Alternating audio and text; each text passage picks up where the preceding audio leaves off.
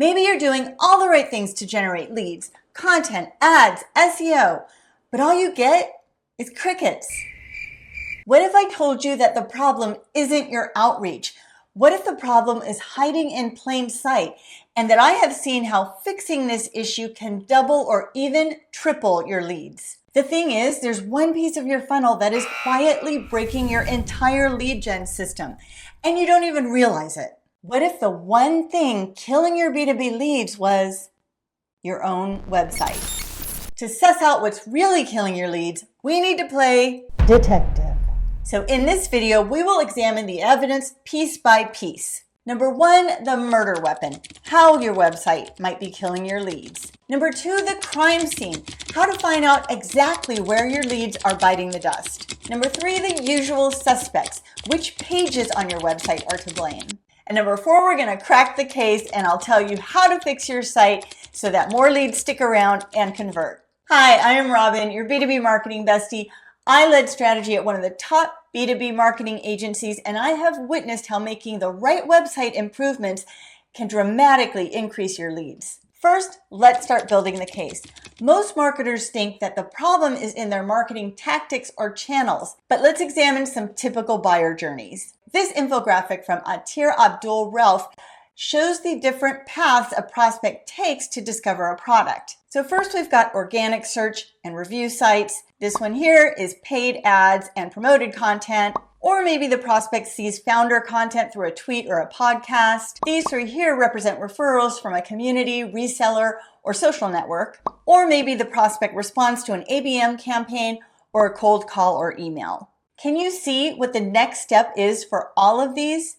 They all wind up on your website. That means if your website isn't cutting it, all that time, effort, and budget you spent on those other tactics are completely wasted if those leads just come to your website to die. 90% of all B2B buyers research 2 to 7 websites before making a purchase.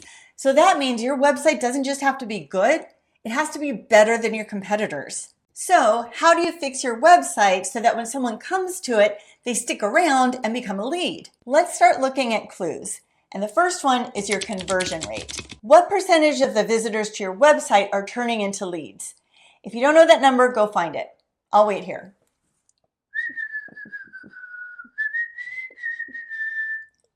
Okay, if your conversion rate is under 1%, that's your first red flag. In B2B, the typical conversion rate is about 3%, although it can vary from industry to industry. Now let's follow the trail. The first step in our investigation is determining where people are entering and exiting the crime scene. The crime scene being your website, of course, because they're committing the crime of not converting. You get it? Now you can see what pages your visitors are entering and exiting on in Google Analytics. So let's say they're entering on the home page, which is a typical first stop, and then they bounce. That's a big clue that the problem might be on your home page. Or maybe they enter on the home page, navigate to a product or services page, and then bounce.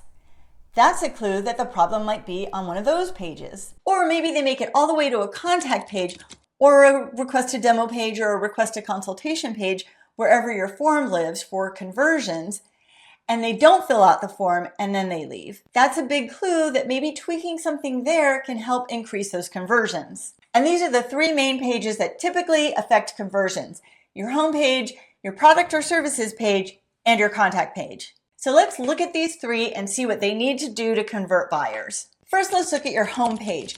This is prime real estate. It's not just decoration, it is the gateway to the rest of your site, and it's often the first place buyers land. So what happens when they get there and they can't figure out what it is that you do? Or they can't find a compelling reason to choose you? Or it's just super cluttered and confusing. They leave. They don't tell you why, they just ghost. Your homepage needs to answer 3 questions immediately. What do you do? Who is it for? And why should they care? If your homepage isn't crystal clear on those 3 things, then it's bye-bye buyer. If you want to see what you must have on your homepage, then check out this video I made on the 6 must-haves for your B2B homepage. I'll link it up here and also down below in the description box. Now let's say they get past your homepage and you can see that most people are exiting on your product or services page. Here are the typical reasons people might bounce here. Number one, it's not clear how your product or service works. Number two, it's not clear how it helps them. And number three, there's no proof that it works. Maybe you're using too much jargon, or the page isn't organized well, or you're not being clear about the benefits it brings. You need strong copy that answers what's in it for me, plus compelling visuals, plus proof that you solve real problems. Think case studies, testimonials, specifics. Your product or services page should cover: what does your product or service do? How do you deliver the product or service? And why someone should choose you over the competition. Don't just say what you do, say why it matters to them. Now let's head to the final scene of the crime, the contact page. If they have made it this far, then you know they're at least somewhat interested. And then they see a generic form with 10 required form fields. Or even worse, an email buried at the bottom of the page. This is a final test. It is not the time to be lazy and just throw up a headline that says, fill out the form below. Your form needs to feel easy, inviting, and trustworthy.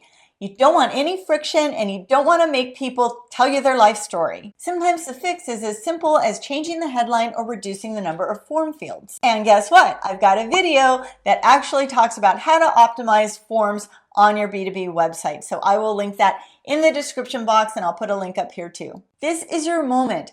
The lead is right in front of you, so don't let them slip through the cracks. Now, a bonus tip is to bring in forensics tools like Hotjar or Crazy Egg. These give you heat maps that reveal visitor behavior, like what they're clicking on or what they're ignoring. It's kind of like dusting for digital fingerprints on your website. And here's the twist. Not all fixes require adding more stuff to your website. Sometimes it's about removing the stuff that's doing more harm than good. So watch this video next to learn the 10 things to remove from your website immediately that might be killing your conversions. I'll see you over there.